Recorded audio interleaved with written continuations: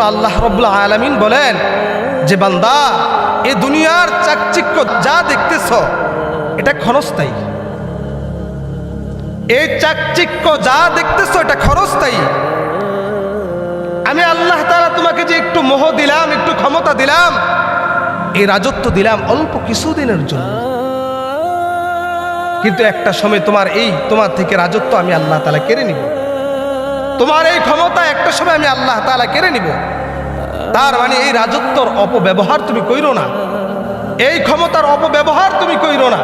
আমি আল্লাহ তাআলা চিরস্থায়ী ক্ষমতার মালিক, ঠিক কিনা?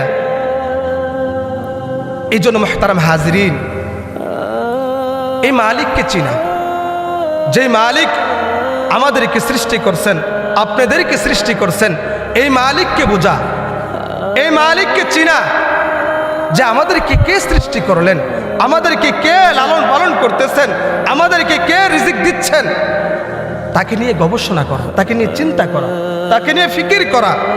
আমার প্রত্যেকটা কদমে কদমে, আমার প্রত্যেকটা অবস্থায় আমি যেইভাবে থাকি না কেন, প্রত্যেক অবস্থানে মালিককে স্মরণ করা, যে আমাকে কে সৃষ্টি করছেন, আমাকে কে নেয়ামত দিচ্ছেন, আমাকে কে